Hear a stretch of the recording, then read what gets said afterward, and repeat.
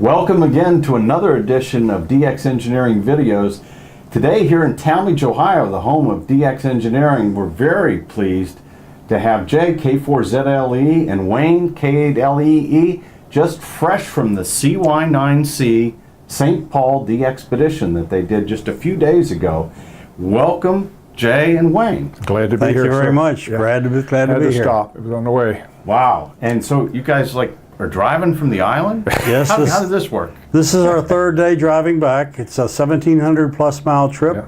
We have a 26-foot U-Haul full of partially DX engineering equipment that's been donated to us for the expedition, and we appreciate that very much, but it takes 3 days to make that trip. Wow. Yeah.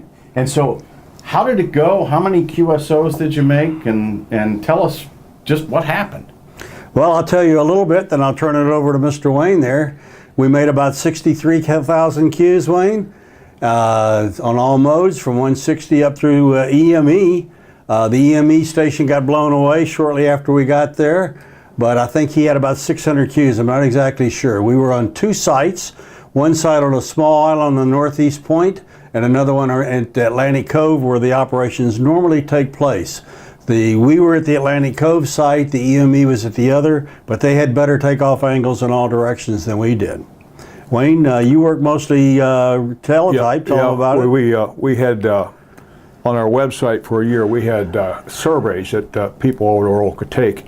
And right away we saw there's a big interest in RTTY, radio teletype. So we had a dedicated radio teletype operator, me, and it was quite successful, quite in demand. It ran well, made a lot of contacts, so that we satisfied. We were on all bands on radio teletype except for 10 meters. The band conditions just didn't warrant any 10 meters or 12 meter activity, but it went well on everything else. It was surprising of some of the new countries that I work from that area. We had 7 people on our island and 7 and 5 on the other, and there was sideband running all the time. CW was a big push. I would venture to say that CW was probably 54 to 55% of the QSOs, and then single sideband and radio teletype.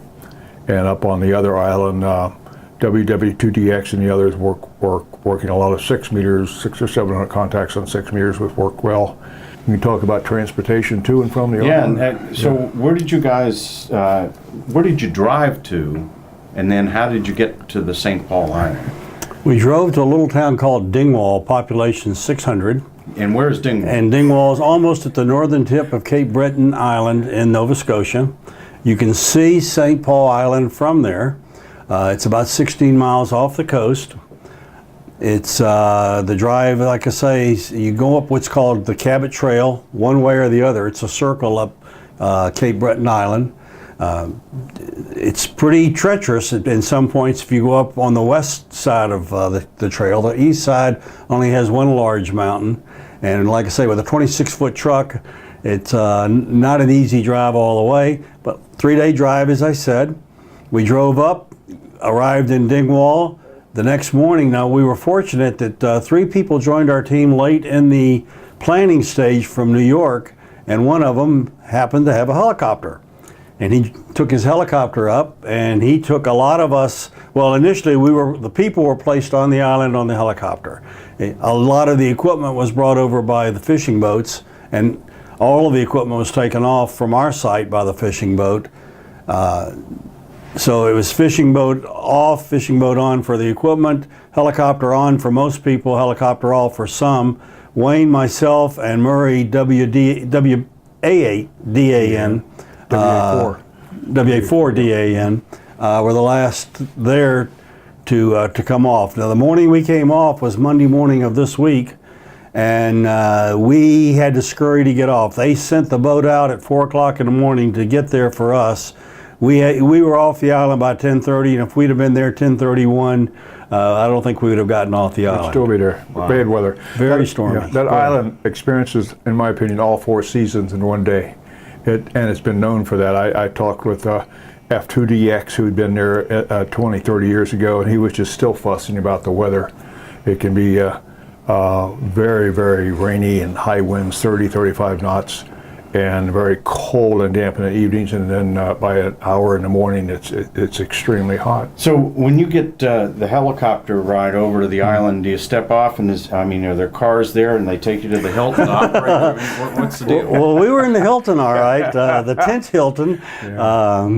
Myself and John Camella, who is N8AA John Camella's son, were the first two on Atlantic Cove site, and we set up a couple of tents to start with before everyone else got there. But there's nothing there. It is a true tent and generator operation. We use the Honda E2000 generators. They ran like champs. Of course, it's only about a 2 kW generator. We use the Ellercraft equipment for the most part with the 500 watt KPA 500s. They ran very well. For the low bands, for 160 and 80 meters, we used a SPE 1.3, the new amp of theirs, and it ran like a champ down there. So equipment-wise, everything ran well. It's true tent and generator. Meals were basically MREs or freeze-dried, whatever you could bring with you. We did have a mess tent, if you will, but it was a mess. Yeah, and we also had the Battle Creek Special antenna with us, which has been all over the world. I've used it 2 other occasions on 2 different places, and it was kind of neat to turn the lid over and see all the different places it's been where I've been before, and we also, of course, marked that up where we've been, and that worked well for us on 160, 80, and 40. It was all in all good. We wanted to have to step into the 21st century with total internet cooperation and almost like real-time logging, but I think days before we got there was a repeater site on the mainland that actually just quit working. I mean, a cell site where power is gone, so the other part of the island had internet access. We did not have that. I was looking forward to doing that, but the best laid of plans of mice and men and most expeditions. But we did upload our logs once a day. Yeah, Right. we did that. Of course, the people who are looking for the instant gratification, would be working us several times. I wasn't in the log, so I'm working you again. Well, That's right. on our site, it's once a day. You have to wait 24 hours to find out if you're in the log. But everything worked out. You're happy. Nobody got hurt, and you worked over 60,000 people. Yeah. Are you going to call this a success?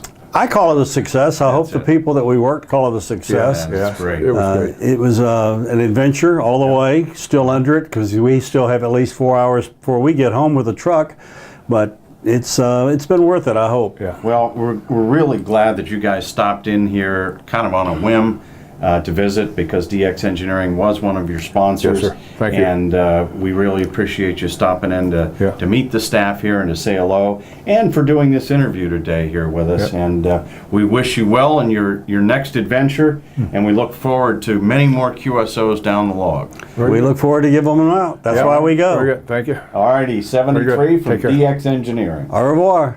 Yeah.